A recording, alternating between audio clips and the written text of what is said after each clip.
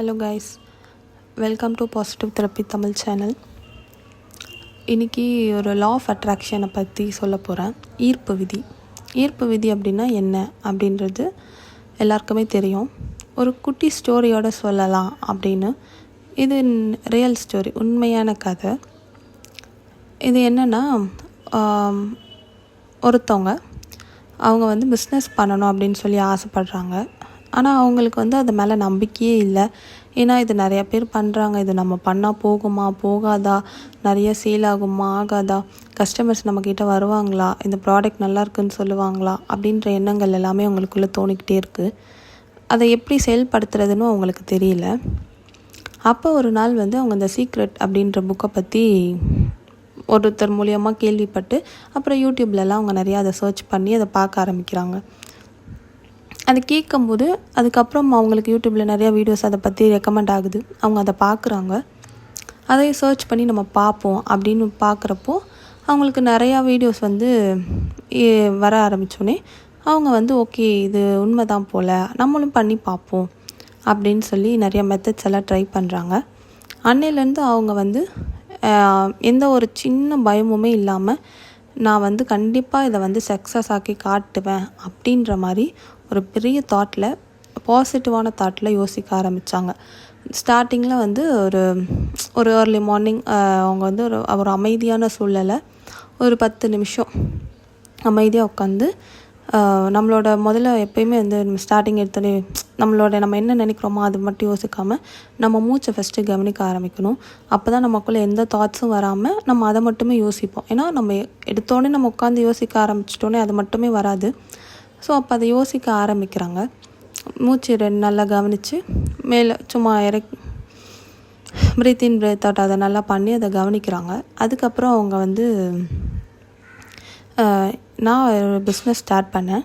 அந்த பிஸ்னஸில் நான் வெற்றி அடைஞ்சிட்டேன்.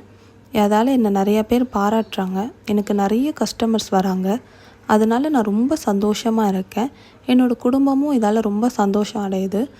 இந்த மகிழ்ச்சியை பார்க்குறப்ப நான் ரொம்ப சந்தோஷமாக இருக்கேன் அப்படின்னு சொல்லி ஒரு 10 வார்த்தைகள் கிட்ட தினமும் ரிப்பீட்டடாக இதையே சொல்லிக்கிட்டே வராங்க. அதுக்கப்புறம் அதை எப்படி செயல்படுத்தணுன்றது அவங்களுக்கு தெரியாமல் இருந்ததுனால் அந்த ஒரு வழி அவங்களுக்கு கிடைக்குது. அந்த வழி வந்ததுக்கப்புறம் ஓகே இதை ஸ்டார்ட் பண்ணலாம் அப்படின்னு ஒரு விஷயத்தை ஸ்டார்ட் பண்ணி ஆரம்பிக்கிறாங்க. அவங்க ஸ்டார்ட் பண்ண ஆரம்பித்ததுக்கப்புறம் ஒரு பிஸ்னஸ் ஓகே ஸ்டார்ட் பண்ணியிருக்கோம். இப்போயும் அவங்களுக்குள்ளே எந்த ஒரு பதட்டமும் எந்த ஒரு பயமும் இல்லாமல் நம்ம ஸ்டார்ட் பண்ணிட்டோம். இப்போ நிறைய கஸ்டமர்ஸ் நம்மக்கிட்ட வராங்க, நம்மக்கிட்ட நிறைய ப்ராடக்ட் சேல் ஆகுது அப்படின்னு அவங்க எண்ணங்களை மறுபடியும் பாசிட்டிவாகவே விதைக்கிறாங்க. அப்புறம் அதே மாதிரி முதல்ல ஒரு கஸ்டமர் வராங்க, அவங்கக்கிட்ட வாங்குகிறாங்க, அது அவங்க நல்லா இருக்குன்னு சொல்கிறாங்க. அதுக்கு பிறகு நிறைய பேர் வராங்க, அவங்க மூலியமாக நிறைய கஸ்டமர்ஸ் வராங்க, அவங்களும் நிறையா ஆர்டர்ஸ் அப்படியே வெளியே போகுது. இதெல்லாம் ஒரு நாள் அவங்க யோசிக்கிறப்போ நம்ம பாசிட்டிவாக திங்க் பண்ணோம். ஓகே ஃபைன், நம்ம எப்படி ஆரம்பிக்கிறதுனே தெரியல, இன்றைக்கி ஆரம்பித்து ஒரு பெரிய இடத்துல நம்ம உட்காந்துருக்கோம், இதெல்லாம் என்னால் நிஜமாக நம்ப முடியல அப்படின்னு சொல்லி அவங்க ஆல்ரெடி பார்த்த ஒரு நபரிடம் ஷேர் பண்ணுறாங்க இந்த விஷயத்தெல்லாம். அப்போ அவங்க இந்த மாதிரி கஷ்டப்படுற எல்லாருக்கும் யோசிக்கிற நடக்கலை, இதுக்கு மட்டும்தான் செட் ஆகுமா அப்படின்னு யோசித்து அவங்க யோசிக்கிறாங்க. இதுக்கு மட்டும்தான் செட் ஆகுமா அப்படின்லாம், எல்லாத்துக்குமே இது செட் ஆகும் அப்படின்றப்போ எல்லா விஷயத்துக்களுக்குமே அவங்க பயன்படுத்துகிறாங்க. அவங்க ரொம்ப கோவப்படுற பர்சன். அவங்க என்ன நினைக்கிறாங்கன்னா, நான் கோவப்படக்கூடாது அப்படின்னு சொல்லி யோசிக்கிறாங்க. இப்போ பிஸ்னஸ் ஸ்டார்ட் ஆகி ரன் ஆகி நல்லா போயிட்டுருக்கு. இன்னும் இது பெரிய இடத்துக்கு கொண்டு போகணும், இதில் இன்னும் நிறைய கஸ்டமர்ஸ் வரணும் அப்படின்னு சொல்லி அவங்க இன்னுமே அதை பற்றி பாசிட்டிவாக திங்க் பண்ணி இப்போ ஒரு பெரிய இடத்துல இருக்காங்க. இதோட மாரல் என்ன அப்படின்னா, நம்ம என்ன நினைக்கிறோமோ அதுவாக தான் நம்ம ஆகும். அதனால தான் பாசிட்டிவாக திங்க் பண்ணுங்க அப்படின்னு சொல்கிறாங்க. பாசிட்டிவாக நான் ஒரு இடத்துல உட்காந்துருக்கேன், இதான் என்னோடய பொசிஷன் அப்படின்னு நம்ம இடத்துல ஃபிக்ஸ் பண்ணி அதை நோக்கி ஓடும்போது நம்மளும் கண்டிப்பாக ஜெயிப்போம்.